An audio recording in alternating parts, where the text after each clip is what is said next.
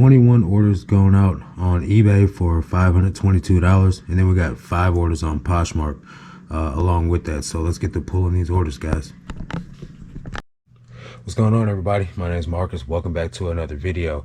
Yesterday was a pretty good day on eBay, as well as on Poshmark. Pretty surprised actually with Poshmark because I haven't listed any items on Poshmark in about a week until yesterday, where I listed just like 60 or something like that. But with that being said, I want to address something real quick from the last video. There had to be some type of misconception in what I said in the video, because I got multiple comments about somehow or another about me making a comment about a bad day of sales, and to not judge the business off of one day of sales. Here's the thing, guys, I never meant for it to come across like that. I was just stating the fact that today wasn't the greatest day of sales, but I'm going to show you guys what sold. It was never meant for you guys to like take it as in like a sense of like, this is how I base my business one day to the next, because that would be absurd, right? So I don't do that. Just so you guys know, I base my business month by month and then year over year. Sometimes I'll look at the quarterly, but rarely do I look at the business on a quarterly basis even. For me, I judge my business off what I did month by month, of year over year. As long as I'm making more money at the end of the year, that's really all that matters. I don't look at stuff on a macro level as far as on a day-to-day basis, because that's too small of a sample size to really get any info from. If I was to like really analyze things on a macro level, maybe on a week-to-week basis would be the smallest number I would go, because I like to generate between, you know, $2,500 to $3,500 a week minimum in the business. If I get anything under that, then I know I've had a really bad week. But that's just me though. But I just wanted to clear that up, because I feel like there was multiple comments about this in the comment section. So somehow or another, I came off that way. Wasn't really trying to. That's just not really, it's not really worth it to get upset about a bad day of sales. Now, granted, I had four or five bad days of sales in a row, but yesterday turned out to be pretty good. So at the end of the day, as long as my numbers look good at the end of the month, it's really all that matters to me, guys. Because you know, when you live in your numbers like that, man, you can get really down and in the dumps and miserable and depressed just by having a couple of bad days of sales. So, you know, I try to stay away from all of that, man, because anything that brings me doom and gloom, I ain't about it at all. So hopefully you guys are doing well. Hopefully you guys saw a decent day in sales yesterday. I'm gonna go ahead and pull up some of these items, but I do have some comments and questions from the last video that I want to go over with you guys first. So first, I want to go over the pair of Levi's that I talked to you guys about in the last video, where I had to upload the tracking and it wouldn't let me upload the tracking, and they closed the case in the buyer's favor. I did get the refund back on that. However, I do still for some reason have a case closed without seller resolution defect on my account. So I got to get back on the phone with eBay today and get that removed. But other than that, they did remove the defect, or they did refund the money rather, because in the last video I said that they probably wouldn't, but I just wanted to let you guys know that they did refund the money. I do have to get on the phone and try to get that defect removed. Benny Stratton says what I explained about the Filson jeans and how the guy refunded or sent me back the right pair of jeans, and I sent him the other pair of jeans back, that there are good sellers out there on eBay, or good buyers out there on eBay rather, and gives him the hope to just keep chugging right along. So really glad to be able to do that. And then he said something about margins being important, when I said something about me paying $1.68 per item, since I get all my items at the bins. That's why I like to keep my margins low, because if I have to buy, I was just discussing this in the Patreon this morning with some of my clients, the maximum amount of money that I'm willing to pay if I was going to buy items, like for, let's just say, a pair of Levi's, I'm not willing to pay anything over $8, and that's out of desperation, right? If I had to, I would pay $8 for a pair of Levi's. That's the highest I'm going. $5, I'd pay that all day long, right? But eventually I'd buy all the pairs of Levi's up that are in my town. There's just not that much inventory in the town that I live in for it to be the only place that I source. I live in a small town, so I gotta hit the bins, and that's the only way for me to be able to get all the items that I need to list in a week. But that's why I shop there, because it keeps my ROI high, because my investment's really low. $1.68 per item is not a lot of money to invest. So it's paramount, guys, if you're shopping, especially getting started out, for you to maximize the amount of money you're making, so that way you can grow your business faster. If you're trying to make this a full-time thing and you're just now getting started, you got a little bit of ways to go before this is going to be what pays all your bills. Minimum a year. I don't know anybody that can go full-time in shorter than a year unless you just got it easy. I went full-time in under a year, and I struggled the whole first year because there was times where I didn't have enough money to pay bills, and I'd have to take it out of the money I had set aside for my taxes, and that's not a good spot to be in. You want to make sure that everything's profitable to the fullest, and you're not taking money out of places where it doesn't need to be coming out of to pay your bills before you ever decide to go full-time in this. So let me jump into a couple of these items, and I'll get back into some comments from the video. So yesterday, a lot of old items sold, and I'm really thankful for that. They didn't sell with the 20% off markdown that I got going on some of the items in the store, but this Columbia vest, it's a women's medium. All this stuff's over a year old, so for 11 bucks. Then we got this Magellan fishing shirt. This is a men's large, and that sold for 15 bucks.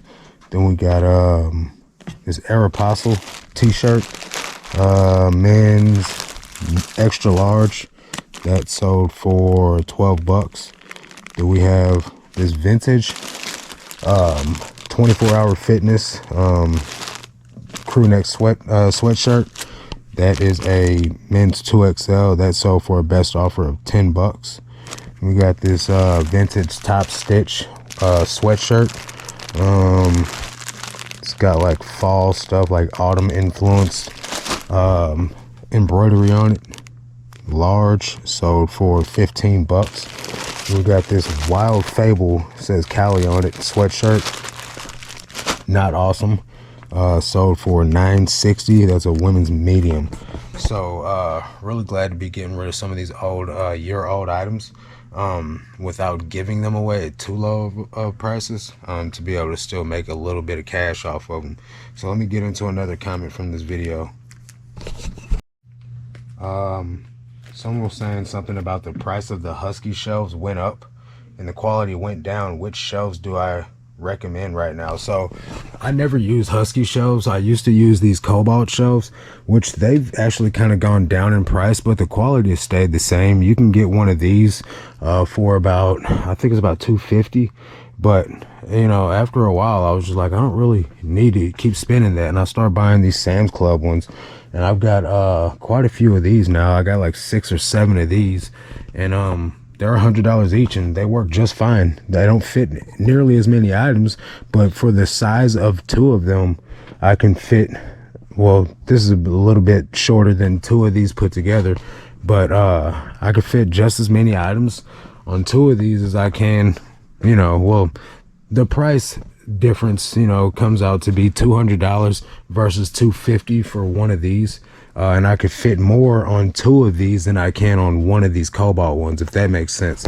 So sorry I kind of got all like jabbery with the way that I was talking about that. But someone else asked me, they said that they have over 10,000 items, and they have like 42,000 shelves.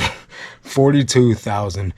They got 42 shelves or something like that with their 10,000 items, and they want to know how my inventory system works. So I've got 9,000 items between these 2 rows, and then the start of a 3rd row, which I just have to buy more shelves to implement. But someone wants to know how this inventory system works so they can fit just as many items. So I have this 3rd row right here that I have to buy more shelving and build it up. But essentially, guys, what I do is I just take the items, I fold them, I put them in these bags, in a box. These boxes and bags are 32 by 8 by 8 boxes. Some of these bags are 12 by 15. Most of the bags are 10 by 13. And I just put everything in sequential order. I make the SKUs by myself. There's a video on how to do this, or you can just get on like Avery or something to have them make it for you. They go in order, and then I put them in these boxes, and I put it in like a filing system, so everything just goes in order. I started with number 1, and I'm up to 2,000 or 22,000 whatever by now. I don't reuse any numbers. When an item is used, when a number is used, it's used. I'm gonna just keep on going all the way up to 1 million whatever, you know, because it's taken me 3 years to get to 22,000, so I won't get to 1 million anytime soon, so that's all good. And then I just put them in order, and you can store hundreds and hundreds of items, thousands even, in this inventory system, and I don't lose anything, and I don't have a hard time finding anything. I just literally go and find the number. It all goes in order. So hopefully that breaks it down a little bit to the person that was asking about the inventory system. And if you guys want to use this inventory system, there's hundreds of resellers out there that use this inventory system, you know, so you can find all the links that I use down below in the description for everything that I've used personally to put this inventory system together. All right, guys, I got these Old Navy cargo pants. These are a men's 32-32. Those sold for $17.60. And we got this Sebi. I don't know what Sebi is. I had actually never heard of this brand, but I picked it up because it was a suede jacket, and that's a women's medium. It sold for 16 bucks. It took a while to sell. I wouldn't pick it up again. This LL Bean flannel shirt. It's a men's large. Sold for 17 bucks. Got these Express jeans, men's 32-30. Those sold for $16.50. Then we got this vintage Lion King shirt, which if I would have held out for it a little bit longer, I could have accepted more. I could have made more money off of it, but you know, $15 is what that sold for. Then we got this Here's the Beef tee. Person messaged me, guys. They sent an offer, like a lowball offer, and it was like, it's been listed for a while anyway. Here's my offer. What do you guys think when someone sends you a message like that? Does that make you accept the offer? Does that make you decline the offer? Does it make no difference to you when someone does that? But when someone like makes me, there's my alarm. I have to message Ray from Good Game Grabs to see if the St. Louis Benz is open on Martin Luther King Day. So that way I don't drive up to St. Louis for nothing. They don't answer the phone. They have an automatic message thing that just tells you the hours. Never answer the phone.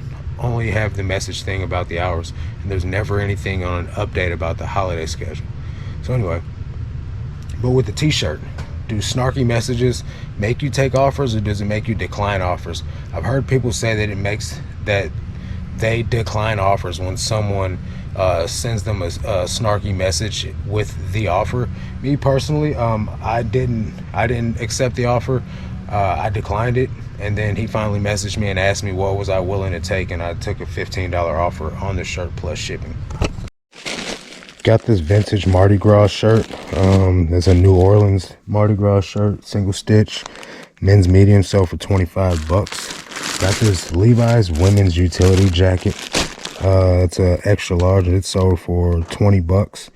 Got these Levi's 505 jeans, men's 36-34. Those sold for 30 bucks.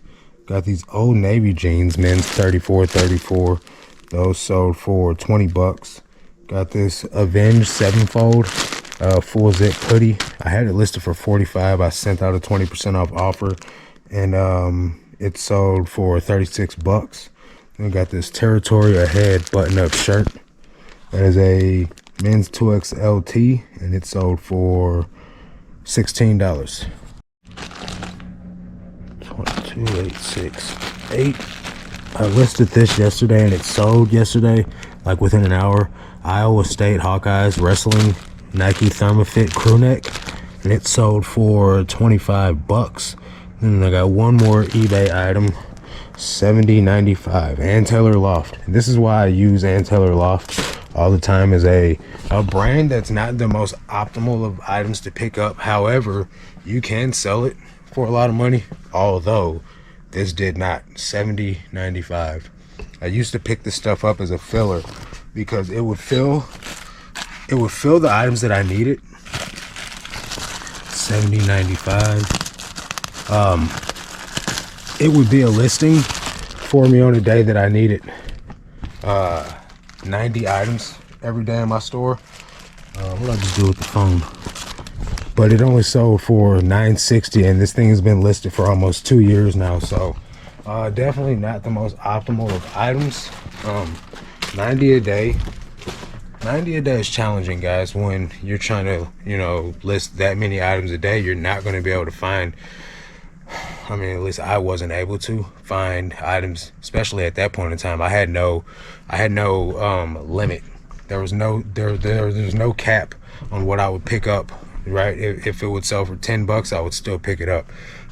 If it would sell for $5, I would still pick it up, because I was focused solely on doing volume at the time.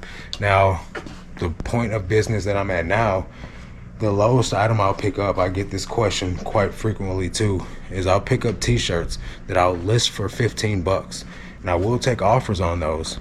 But for the most part, I'm trying to pick items that I can list for $25, and if I have to take offers on those, then I will too.